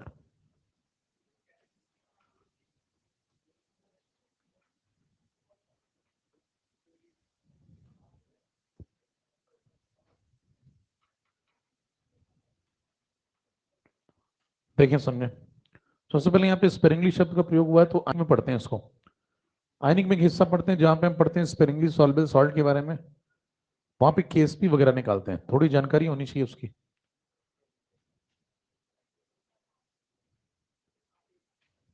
तो ये डिटेल में तो आयनिक में करेंगे, लेकिन फिलहाल थोड़ा समझ लें। स्पेरिंगली सॉल्युबल सॉल्ट का मतलब होता है which has very limited solubility, जिसकी सॉल्युबिलिटी बहुत कम हो। यानी कितनी कम कहें, बहुत बहुत ज्यादा कम हो, समझ रहे हैं? कम भी और क्यों, बहुत ज्यादा कम। तो अब इसमें डेटा की बात भी कर सकते हैं आप, 0.01 मोलर से नीचे सॉल्युबिलिटी हो, वो सब बातें आने की हैं। फिलहाल आपको इतना समझना है कि ऐसे लोगों की चर्चा यहाँ पे कर रहे हैं जो बहुत कम सॉल्युबल होते हैं। जैसे आप पानी में NaCl सॉलिड मिलाएं और पानी में AgCl सॉलिड मिलाएं, तो NaCl सॉलिड कैसा होता है, ये फेयरली सॉल्युबल है। फेयरली सॉल्युबल का मतलब ये बहुत डिजोल्व होता है। आप 1 लीटर पानी में मिलाते जाएं, ये खूब डिजोल्व होगा। वहीं पे आप AgCl मिलाएं, ये बड़ी जल्दी डिजोल्व होना बंद हो जाता है। 1 लीटर पानी में आप डालेंगे, थोड़ा सा डिजोल्व होगा और उसके बाद डिजोल्व होना बंद कर देगा। आओ तुम ही आ जाओ हम उधर आ जाते, थोड़े पैसे ले लेना मेरे से, मिल बांट के कर लेंगे। नहीं, 30 तुम्हारा 70 मेरा, भाई इतना ही बताना तो इधर। नहीं नहीं ठीक है, अपने दे देते हैं ऐसा कुछ, बराबर। अब देखिए, तो पहला वाला फेयरली सॉल्युबल है और दूसरा वाला स्पेरिंगली सॉल्युबल है, दोनों में अंतर समझिए। फेयरली सॉल्युबल का मतलब है कि जिसकी सॉल्युबिलिटी अच्छी खासी है ना, ज्यादा सॉल्युबिलिटी है। और स्प्रिंगली सॉल्युबल का मतलब जिसकी सॉल्युबिलिटी बहुत कम है। तो ये नेचर की बात है, कुछ ऐसे सॉल्ट होते हैं जो जल्दी डिजोल्व होना बंद हो जाते हैं, और कुछ ऐसे सॉल्ट हैं जो बहुत देर तक डिजोल्व होते हैं। 1 लीटर में, है ना, 1 लीटर पे फोकस हम क्यों कर रहे हैं, क्योंकि हम मोलैरिटी पे चर्चा कर रहे हैं। सॉल्युबिलिटी की डेफिनेशन का मतलब है आपको मोलैरिटी चेक करनी है। तो अब किनकी चर्चा आप यहाँ पे करने वाले हैं, इनकी, इस जैसे लोगों की बात करने वाले हैं। तो हमने यहाँ पे किस प्रकार के लोगों की चर्चा शुरू करी, जिनकी सॉल्युबिलिटी बहुत कम है। अगर सॉल्युबिलिटी बहुत कम है तो मान लें किसी की सॉल्युबिलिटी जैसे 10⁻⁻5 मोलर है, फॉर एग्जाम्पल। मान लो सॉल्युबिलिटी आप चेक करें AgCl की, तो इतनी कम आती है 10⁻⁵ मोलर। इसके आगे डिजोल्व ही नहीं होता। 1 लीटर के अंदर कितने मोल, इस लाइन का मतलब बताएं, अगर इतनी सॉल्युबिलिटी है तो इसका मतलब है कि 1 लीटर में AgCl सॉलिड के कितने मोल डिजोल्व होंगे, 10⁻⁵। उसके बाद आप मिलाएंगे तो वो 1 लीटर में डिजोल्व नहीं होगा, बंद कर देगा डिजोल्व करना। बंद कर देगा तो कहाँ जाएगा, नीचे बैठ जाएगा, नीचे जाके PPT के फॉर्म में बैठता जाएगा, डिजोल्व नहीं होगा। आप कितना भी इसके ऊपर मिला लें वो डिजोल्व नहीं होगा। तो इसका मतलब क्या, एक लिमिट के बाद ये डिजोल्व बंद हो जाएगा। जितना चाहे तुम उतना 50 मोल डाल लो तो वो भी सब ऐसे ही पड़े रहेंगे, डिजोल्व नहीं होंगे। तो फिर समझदारी ये कि आप रुक जाएं, जब डिजोल्व ही नहीं हो रहा तो फालतू में क्यों मिला रहे हैं। डिजोल्व जहां तक हुआ वहां रुक जाए, जहां तक डिजोल्व होगा वहीं तक वो किस फॉर्म में आएगा, एक्वस फॉर्म में। पहले वो किस फॉर्म में था, सॉलिड फॉर्म में। सॉलिड फॉर्म डिजोल्व होकर क्या बनाता है, तो जहां तक वो डिजोल्व हुआ वहां तक रुक जाए, वहां तक उसका कौन सा फॉर्म आ गया। और वहां पे रुकने के बाद चेक कर लें एक्वस फॉर्म तक कितना वो डिजोल्व, जितना वो एक्वस फॉर्म तक डिजोल्व होगा उसी के अकॉर्डिंग वो क्या बनाएगा, आयन। फिर उसी के अकॉर्डिंग आयन बनेगा, उसी के अकॉर्डिंग कंडक्टेंस आएगा। तो क्या उसकी कंडक्टेंस की एक लिमिट होगी मैक्सिमा की, और वो कहां पे आ जाएगी, जहां पे उसने अपना क्या दिखा दिया, सैचुरेशन पॉइंट। सैचुरेशन पॉइंट का क्या मतलब होता है, आप अगर थोड़ा समझने की कोशिश करें तो जैसे मान लें कंटेनर है, कंटेनर के अंदर 1 लीटर पानी भर लें, और 1 लीटर पानी के अंदर मिलाना शुरू करें AgCl। तो मान लो यहाँ पे मैंने 1 लीटर पानी भरा, 1 लीटर पे मैं फोकस इसलिए कर रहा हूं क्योंकि मैं सारी बातें मोलैरिटी में करना चाहता हूं। तो इससे मान लो मैंने AgCl मिलाया, कैसा मिलाया? सॉलिड। कब तक डिजोल्व होगा? 10⁻⁻5 मोल तक डिजोल्व होगा। उसके बाद डिजोल्व होना, उससे ज्यादा अगर मिलाओगे तो वो सब कहां जाएगा? नीचे जाके बैठ जाएगा। तो बताओ ये कब तक डिजोल्व हुआ? इतने मोलैरिटी तक, इतनी मोलैरिटी तक वो डिजोल्व हुआ, यानी कि एक्वस फॉर्म में आया। तो इसी तक वो आयन भी बनाएगा। तो यहां तक जितने आयन उसको बनाने थे वो बना चुका होगा। इसी को बोलते हैं कौन सा point? Saturation point. Saturation point के बाद ये आगे डिजोल्व नहीं होगा। तो ये सब बातें डिटेल में करेंगे वहां पे आयनिक में, लेकिन फिलहाल इतना समझें कि सैचुरेशन पे इसको जितना डिजोल्व होना था वो डिजोल्व हो चुका होगा पर लीटर में, और पर लीटर में इसको जितने आयन बनाने होंगे वो बना चुका होगा। पर लीटर में जितना कंडक्टेंस उसको देना था वो दे चुका होगा। वही उसका मैक्सिमम कंडक्टेंस भी माना जा सकता है। इसका मतलब ये हुआ कि ऐसे लोगों के लिए एक नई बात कही जाती है। कैसे लोगों के लिए बात करनी है? पहली बात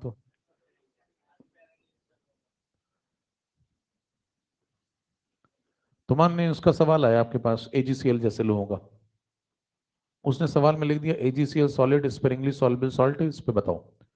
तो आप कहेंगे इसका एक मोलर कंडक्टेंस आएगा किसी V डाइल्यूशन पे। मान लें V डाइल्यूशन पे सैचुरेशन पॉइंट आ गया। अगर सैचुरेशन पॉइंट आ गया तो सैचुरेशन पे इसका जो भी कंडक्टेंस होगा, क्या वही उसका मैक्सिमम कंडक्टेंस होगा? क्योंकि इसके आगे वो डिजोल्व ही नहीं हो रहा। डिजोल्व ही नहीं हो रहा तो फिर आयन भी क्या बनाएगा? जब एक्वस ही नहीं आ रहा है तो एक्वस के बाद ही तो आयन बनते हैं। एक्वस ही नहीं पहुंच रहा है तो फिर उसके बाद कहानी खत्म। कहानी खत्म। तो जितना कंडक्टेंस आना था वो आ गया है। एक तो ये तरीका। दूसरा तरीका, मैक्सिमम कंडक्टेंस निकालने का किसी का भी एक जनरल तरीका हमारे पास है। आप सोचें, क्योंकि आप सोच सकते हैं, ये कर नहीं सकते हैं, ये आप कर सकते हैं, लैब में अचीव करा के दिखा सकते हैं, लेकिन ये अचीव नहीं कर सकते। ये सोच सकते हैं कि अगर मैंने इस व्यक्ति को भी इनफाइनाइट पानी दिया होता, जैसा कि मैं AgCl को यहाँ सेचुरेशन पे लाके मैक्सिमम गेन कर रहा हूं, वैसे अगर AgCl को मैंने इनफाइनाइट पानी, तो किसी को भी इनफाइनाइट पानी में दूंगा तो वो अपना क्या दिखाएगा? Maximum conductance. ये तो जनरल बात है। यही तो कोरलॉस कहता है। कोरलॉस का कहना ये है कि हर व्यक्ति को आप कितना पानी दें? इनफाइनाइट। इनफाइनाइट पे क्या हो जाता है? इनफाइनाइट पे जो तालाब के अंदर दरिया बन जाता है, और दरिया के अंदर मछलियों में बातचीत बिल्कुल ट्रिपल आई जीरो हो जाता है, और ट्रिपल आई जीरो हो जाएगा तो इंटरनिक इंटरेक्शन खत्म हो गया। और अगर इंटरेक्शन खत्म हो गया तो वो जो कर रही होंगी वो अपना मैक्सिमम मोबिलिटी दिखा रही होंगी। और मैक्सिमम मोबिलिटी जब आयन दिखाता है तो वो उसका मैक्सिमम कंडक्टेंस भी दे देता है। तो ये कौन बताता है ये वाली लाइन? कोलॉस लॉ। किसके लिए बताता है? सबके लिए। ये बात आप कहां से लाए? ये सब समझ के स्पेरिंगली सॉल्युबल सॉल्ट को आयनिक से। तो आयनिक से समझदारी ये कहती है कि ये बात समझिए, और ये पुरानी बात है, ये तो कोलॉस लॉ से आप जानते ही हैं। अब वक्त आ चुका है दोनों बातों को मिला दें। जब दोनों को मिला देंगे तो ये जो है वो भी मैक्सिमम कंडक्टेंस दे रहा है। इससे आप लैब में जाके कंडक्टेंस चेक कर सकते हैं। ये काल्पनिक तरीके से आपको डेटा देता है, इससे भी आप मैक्सिमम कंडक्टेंस ही गेन करते हैं। तो अगर दोनों मैक्सिमम कंडक्टेंस देते हैं तो दोनों को इक्वेट कर दें, जो ये है वही ये भी। लेकिन ये काम किसके लिए सिर्फ लगाएंगे? अब आप कहेंगे वी डाइल्यूशन का कंडक्टेंस इनफाइनाइट के बराबर कैसे हो सकता है? कुछ ऐसे सॉल्ट होते हैं स्पेशल, दो सेचुरेशन बहुत जल्दी गेन कर लेते हैं। किस पे? वी डाइल्यूशन पे। अगर वी डाइल्यूशन में सेचुरेशन ही आ गया तो उसके आगे वो आयन आयन ही नहीं बनाते। तो उनका कंडक्टेंस एक जगह पे बढ़ते बढ़ते बढ़ते बढ़ते क्या हो जाता है? कांस्टेंट हो जाता है। बराबर। उनकी चर्चा हो रही है, सबकी चर्चा नहीं हो रही है। बराबर। अब अगर दोनों को बराबर कर दें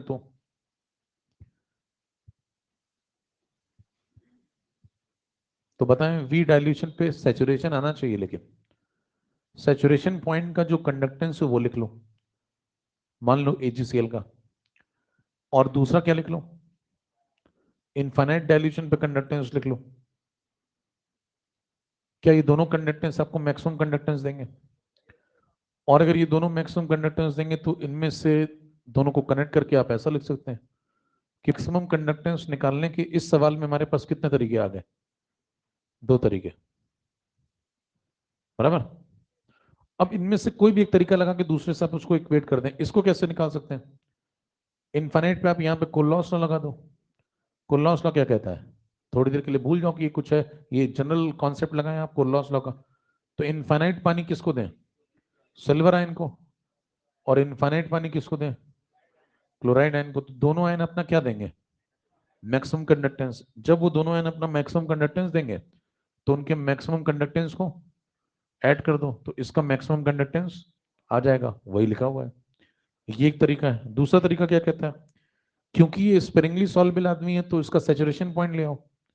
सैचुरेशन ले आओगे तो सैचुरेशन पे वी डाइल्यूशन होगा, डेफिनेट डाइल्यूशन पे सैचुरेशन आ जाएगा।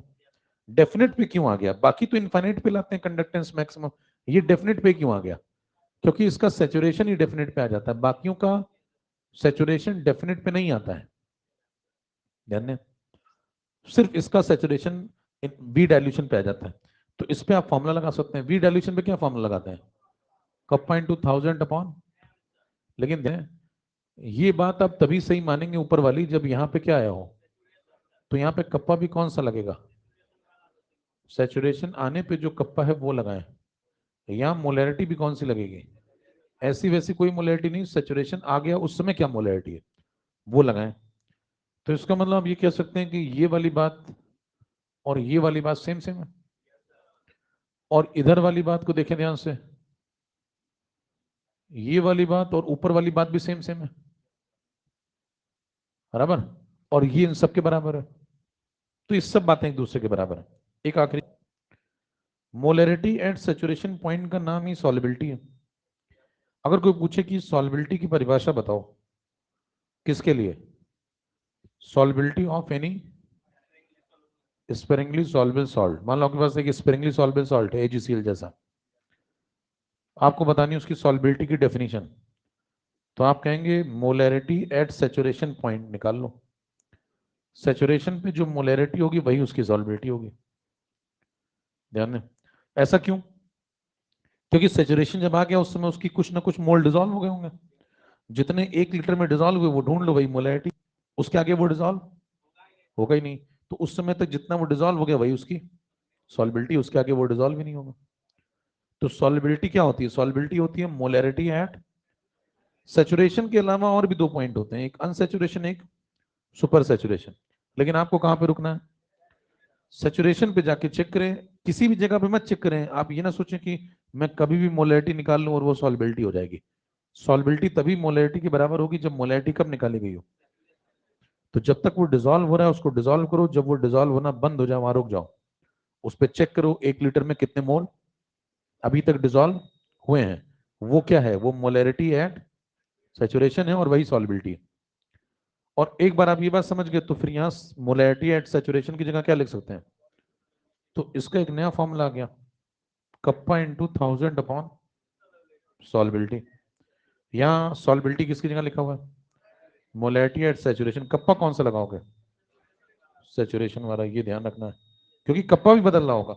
अनसैचुरेशन पे कप्पा अलग होगा, सैचुरेशन पे कप्पा अलग होगा। हमको कौन सा कप्पा लगाना है?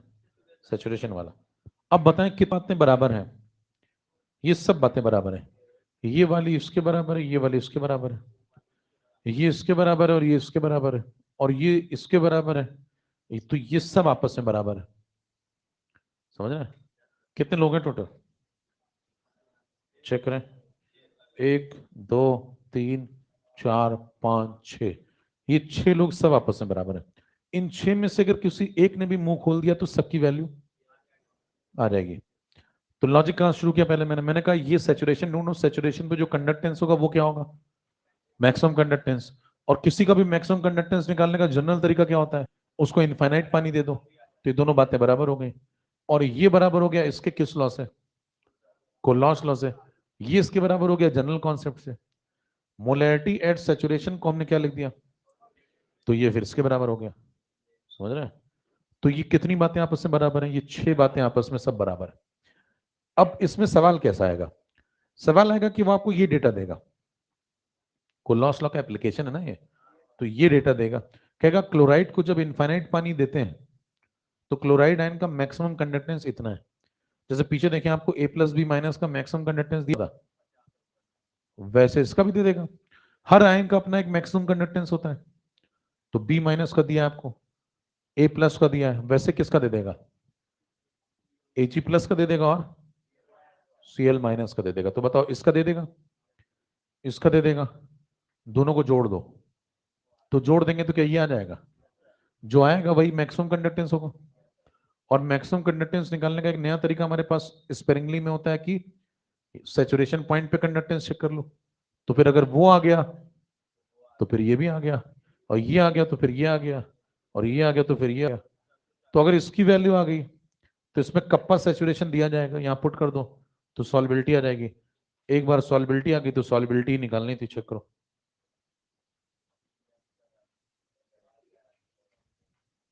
बात समझ पा रहे हैं? खींचे, यहीं से शुरू है बैग, क्या पहले इसको नोट कर लो। ये हो गया।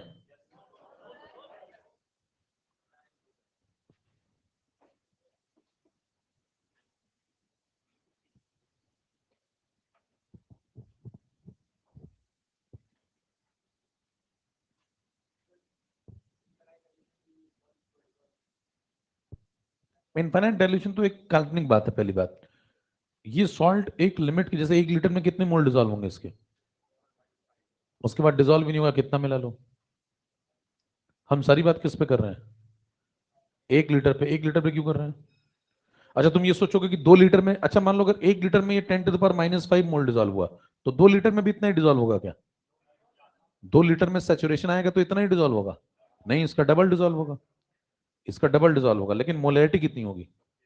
मोलैरिटी इतनी होगी। हमें तो मोलैरिटी से मतलब है। मोलैरिटी इसकी यही आने वाली है, सैचुरेशन पॉइंट पे इसकी मोलैरिटी चेंज, चाहे तुम कितना, सॉल्युबिलिटी डाइल्यूशन पे डिपेंड ही नहीं करती है। स्पेरिंगली सॉल्युबल सॉल्ट की जो सॉल्युबिलिटी होती है वो डाइल्यूशन पे डिपेंड ही नहीं करती है। सिर्फ 4 बातों पे डिपेंड करती है: टेम्परेचर पे, इलेक्ट्रोलाइट पे, सॉल्वेंट पे, और कॉमन आयन इफेक्ट या मिक्सिंग ऑफ अदर आयन पे। डाइल्यूशन कर, इसमें आप कितना पानी मिला लें, आप 10 गुना पानी मिला लें तो क्या होगा? 10 गुना मोल डिजोल्व होंगे, लेकिन मोलैरिटी वही आएगी जो आनी थी, सैचुरेशन। समझ बात? तो आप सोचें, हर एक स्पेरिंगली सॉल्युबल सॉल्ट की जो मोलैरिटी होती है सैचुरेशन पे, वो फिक्स है, वो नहीं बदलेगी, चाहे आप कितना भी पानी ले लें। आप सोचें पानी बढ़ा करके मैं सॉल्युबिलिटी बदल लूंगा, तो पानी बढ़ा के सॉल्युबिलिटी नहीं बदलेगी। पानी बढ़ाएंगे तो मोल ज्यादा डिजोल्व हो सकते हैं सैचुरेशन गेन करने के लिए, लेकिन मोलैरिटी नहीं बदलेगी। क्योंकि 2 लीटर के अंदर, मान लो 1 लीटर में किसी के 2 ग्राम डिजोल्व हुए, तो 2 लीटर में सैचुरेशन लाने के लिए उसी के 4 ग्राम डिजोल्व करने पड़ेंगे। तो आप ये सोच सकते हैं कि 2 लीटर में तो डबल डिजोल्व हो गया, लेकिन 2 लीटर में मोलैरिटी उतनी ही हुई, पर लीटर में कितने मोल डिजोल्व हुए वो नहीं बदलने वाला। बात समझ रहे हैं? पीछे लिख लो पहले।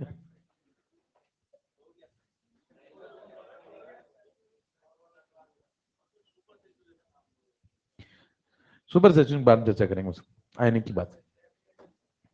अभी फिलहाल ये समझ लें।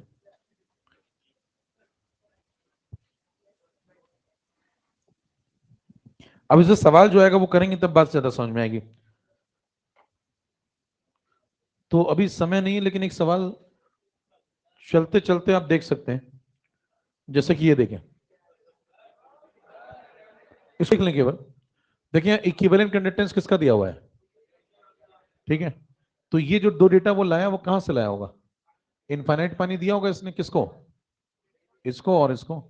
तो निकाल लिया होगा। तो आप क्या लगाएंगे सबसे पहले? कोलनॉस लॉ, इन दोनों को जोड़ेंगे।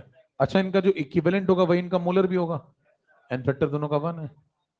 तो यहां लगा देंगे, यहां लगा देंगे तो ये वैल्यू आ जाएगी, ये 50, ये 70, तो ये 120। ये आ गई तो फिर ये आ गई, ये आ गई तो फिर ये आ गई, ये आ गई तो ये आ गई, फिर ये आ गई। अगर ये पूरी वैल्यू आ गई तो इसमें से ये आपको दे देगा सवाल में, और ये पूछा, बराबर। नमस्कार।